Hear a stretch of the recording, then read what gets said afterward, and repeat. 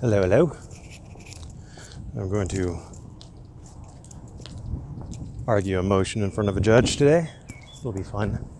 Be sometime around 3.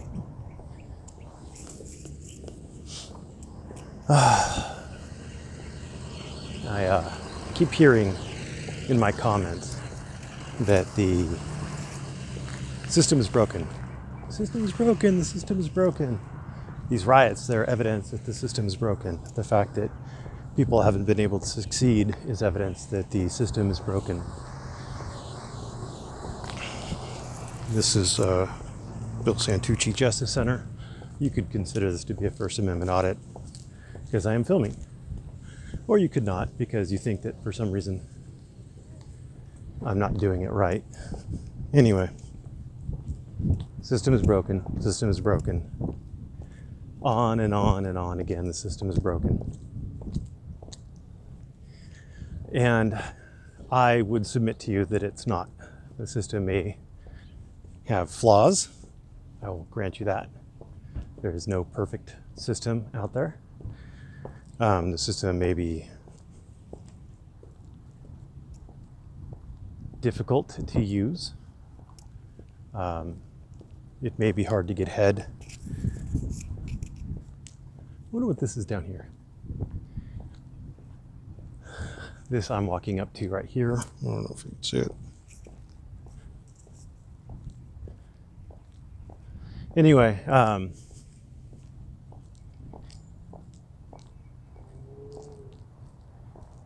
South Placer Adult Correctional Facility. Interesting. And then they got the minimum security jail over there. Interesting. Anyway, the system is broken. I don't think the system is broken. I'm going to tell you why I don't think the system is broken. In case you're unaware of it, I came from very, very poor parents. I grew up mainly in the Bay Area. My dad was old when he had me. I was the product of his second marriage. I was also the product of my mother's second marriage. They're both happily married. They found each other, and that's great. But they didn't have a lot of money. My dad was old. He had some success in business, and then he ended up getting basically run out. He was too old. He's making too much money, said in air quotes, because really they just found someone younger who's able to do his job for less money. So it happens. So my dad tried to start up a business consulting company. His partner ended up screwing him, taking all his money. His partner was magically getting all of his mortgage checks paid and all of his bills paid, and had money on, to feed his family, and had money to pay for his bills and, buy a brand new car and all that fun stuff. And my dad, we'll have to pay you next time. So maybe that's a failing on my dad's part. He knew business, but he didn't know a con man. I took that lesson to heart as a kid, so I am just a tad bit more wary of people who are making promises that are too good to be true. If it's too good to be true, it probably is. I don't blame all the people who want to say, who's paying you to do this, because, it's good to be wary. It's just unfortunate that people are wary of people who aren't making any money off of it, and they're not wary of the people who are, in fact, profiting off of all these things. So, for example, I don't have a PayPal account. I have a G-String GoFundMe. There's our. Do you see him? Can't see him. There we go. Right there. Those two ladies work in the correctional facility. I don't have a GoFundMe. I'm not profiting off this in any way, shape, or form. This is entirely a labor of love. I don't expect to profit off it. I could have already monetized all my videos. I haven't. You may have noticed that. There is one of my videos that's monetized because I use that violin track, but that was somebody else who monetized it, and somebody else is getting paid for it, not me. So Um, the 1,000 subscriber mark is where I could theoretically monetize live streams. I don't plan on doing that. Um, and again, if this changes, I may. I'm not saying I won't, but I have no plans on doing it at this time because number one, I don't want that to turn into my motivation for doing it. I still think of it like the like sex. If you pay me to have sex with you, then I'm not going to enjoy it nearly as much as if I figure I'm getting it for free. That's why I could never be a porn star. That, and I'm underendowed and not pretty enough and not young enough, and all sorts of other issues with me being a porn star. But you get my point. But back to the system is broken. I don't think the system is broken because I came from an underprivileged background. You know, my my whole family, basically all my brothers and sisters, went in the Navy, and it's not because anything other than there's just not a lot of money for school or anything like that. I was the youngest, so my sister tried to go to the one up from me. She tried to go to junior college in the Bay Area, Lake Chabot Junior College, and she didn't do very well. She has a real aptitude for languages, though, so she went into the Navy. She became an interpreter, and she's done very well for herself. She's a master chief. She goes all over the world. She's been to several countries. She speaks a whole bunch of languages, and she enjoys every minute of it. She's able to house and support my parents, which I'm eternally grateful for. But at the end of the day, my parents couldn't afford to send her to college, and she didn't, I guess, really have the aptitude for college, even though she shined in other areas. When I graduated from high school, my parents were like, join the Navy. Join the Navy, dude. You're not going to make it. I'm like, oh, really? Oh, really? I was a bit of a stubborn. I've always been stubborn. So I decided I was going to go to school, and I worked full time. I went to junior college trying to figure out what I wanted to do. I thought I wanted to go into IT because I loved video games, but IT is not like video games, and programming is like learning languages, and I'm terrible at learning languages. The only reason why I did so well in Spanish was because I'm good at taking tests, and I'm good at remembering what I absolutely have to for as long as I have to remember it. So, no hablo de españoles.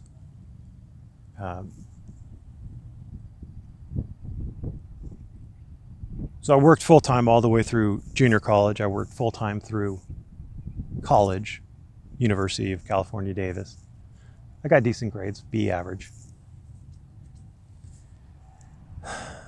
And that was working full-time. I worked full-time through law school. I worked nights. I would go to work. It depended. I either worked from like 4 o'clock until 4 o'clock in the afternoon until about 1 o'clock in the morning, 2 o'clock in the morning, or I worked from about 10 o'clock at night till about 7 in the morning, roughly, give or take, depending on workload. And that was while going to school full time. And honestly, that did help my grades. But I didn't have the love for law then that I do now. So I wasn't really huge on studying. I'm just smart enough that I can remember things long enough to actually pass the tests. And I got a B average. I did really well on the LSAT. I could have gone to UC Davis, but a friend of mine was going to McGeorge, so I'm like, well, I'm just going to go to McGeorge, and we can be buddies at McGeorge. And then he turned out to actually do meth. I'm not playing. He actually did meth, and he still became a lawyer. Yeah. So that friendship kind of died because meth heads are no fun. No fun. And how are we doing on time? All right. So despite all that, I still managed to, do fairly well for myself. I have a law degree. I've had that law degree for a long time. I was in business. The 2008 crash really screwed me hard. I lost a good paying job. I lost, it wasn't a house, it was a condo, but still, it hurt bad. 2008 hurt bad. I was overeducated, and I couldn't even get a job at McDonald's, and trust me, I tried. Luckily, a friend of mine got me a job as a salesman, and sales is easy, fun, and awesome. And then obviously I found the First Amendment community, and I decided that, law may be the thing for me after all. I like the law. I like the First Amendment. I like engaging with people about the law. And I realized that most people in the First Amendment community don't understand it at all. So there you go. And that was a cop, by the way, who just drove by me, not caring at all. And look, I'm still right in front of the courthouse. So is the system broken? No, the system isn't broken. Do you have to actually work? Absolutely. Oops, sorry about that. You absolutely do have to work for it. Do people who are born with money, do they have advantages? Absolutely, they have advantages. Is it mean that you won't make it if you aren't born with money? No. I was born poor parents, very poor parents. Never owned a home. They never owned a home, at least since I was alive. So there you go. But it helps. It definitely helps. I mean, you get into a better school. You have more. There's the old saying in business that it's not what you know, it's who you know. And being born into that kind of environment means you're going to know the right people to get into the right places, to do the right things, to make more money, etc. So it definitely helps. But it's not. You don't have to be born in the right place. You don't have to be intelligent. It helps, definitely helps to be intelligent. I unfortunately wasn't terribly motivated most of my younger years. So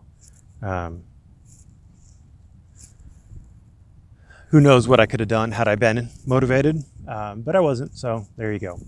And then I think the big thing is motivation. If you're motivated to get out there, like I wasn't a terribly good salesman. I mean, I got hired on as a salesman with no sales experience, and they're like, go. And I was like, all right. And not knowing anything about what I was selling or how to sell it or anything like that, I just tried. I just worked. If I saw somebody, I'd ask them if they need help. I'd get in there. I'd try to help them out. Just grabbing people, just being motivated, just getting in front of them and seeing what I could do. And I made it. And a lot of people who I saw, I became a supervisor, then manager, etc. A lot of people who I saw didn't make it wasn't because they had better or worse personalities than me. I mean, I don't have the best personality in the world, believe it or not. Believe it or not. I can be a bit of an asshole. But it wasn't because they had bad personalities, it's because they didn't try. You got to ask the tough questions. You got to ask, hey, do you want this? Hey, do you want that? Hey, I noticed you don't have this yet. Do you need this? And some people don't like to be confrontational. Some people don't like to ask those questions, and you screw yourself if you don't. You got to push. You got to ask for it. That's why I make a good lawyer, is because I ask for it. Oh, they'll never give you that settlement. Oh, well, I'm going to ask for it because they definitely won't give it to me if I don't ask for it. And then I'll make a good argument for why I should get it. And then if I don't get it, well, then it wasn't for lack of trying, and, shoot for the moon and maybe you only get halfway there. But hey, at least you got halfway there. If you start off at that halfway mark, they're definitely not going to give you more than you asked for, but they could give you less, and they probably will. So definitely try. Motivation is the key. I think a lot of people give up too early. He's not, by any stretch of the imagination, my favorite justice at all. I don't find his opinions particularly compelling. But Clarence Thomas came from a rough background. He came from a rough background, and something about pig farmer. His dad either left or died when he was real young. His mom couldn't afford to feed him. She ended up giving him to the grandparents to raise. Just all sorts of negative things happened in his life. But he picked himself up by his bootstraps, and he put his nose to the grindstone. He got it done. Now, not everybody can do that. Granted. There are only so many slots for Supreme Court justices, etc. Not everybody has the intelligence and the motivation to do it. But if motivation is holding you back, then get motivated. As far as the riots in Chicago, do they have as many opportunities as everybody else? No, they don't. I, but if I remember correctly, the previous president, Mr. Obama, did come from Chicago. He spent a lot of time there. I don't know. I don't think he was raised there, Hawaii and some other places, but he's a Chicago boy. So that's where he has his presidential library. And yeah, so if he could come out of there and make it all the way to president, then I don't see why you can't. Obviously, there aren't. He's only one president, but you get the point. I mean, pick yourself up, do your best, try hard, don't give up, all that fun stuff. There's a reason why people say it. It's because it works. It works, and that's the American dream. You know, you work hard, you try hard, and eventually, maybe you succeed, maybe you don't, but maybe you do, and you certainly will be better off than if you hadn't tried at all. If you wait for someone else to make it happen for you, if you wait for someone else to take care of you. There was a commenter, I think it was Trixie, who posted about how she was funding her son's way through college and he was getting terrible grades. I think sub C grades, like C minus ish grades. And she's like, fine, you're done. She cut him off, and he had to get a job and work and make his own way. And he ended up graduating from college with honors, and he ended up going into the military, and I'm sure he's going to have a wonderful life. And she made the right decision cutting him off. I'm not arguing at all. Life is complicated, so don't think that I'm saying that we should cut out welfare or anything like that. But there are valid arguments to be made for at least reducing it or using it in a more targeted, strategic manner, picking your battles and stuff like that. But at the end of the day, I'm a big fan of personal responsibility. You made your bed, you sleep in it. You don't want to sleep in that bed anymore. Get your ass up. Get your ass up. Do it. Find out what you need to do. If you got to go back to school, go back to school. School isn't for everybody, though. If you'd be better off just working as a lumper in trucking. I know a lot of guys who aren't the smartest guys in the world who worked in trucking, and they make decent livings because they just work. They got out on that loading dock and they worked their butts off, and they studied to take their CDL, and then once they were able to pass their CDL, then they started driving. I know guys in the moving industry, basically the same thing. They worked as lumpers. They worked as the brute force, moving stuff into trucks. And they saved their pennies and nickels and dimes, and then they bought a truck, and they were able to do it for themselves. And I don't want to call him a friend, but a guy that I respect and that I worked a lot with in the moving and storage industry. That's the way he started. I mean, he didn't come from money, and he ended up, he worked as a lumper. He got enough money. He bought a truck. He started driving as a freight or as a furniture mover. He again saved his pennies, nickels, and dimes. He bought more trucks. He hired employees, and he's a millionaire. He's making millions. He's literally, I don't know if he's making $1 million a year, but he's making a lot of money. He runs local crews. He has drivers that he sends out. I'm actually surprised the guy hasn't taken the final step and opened up his own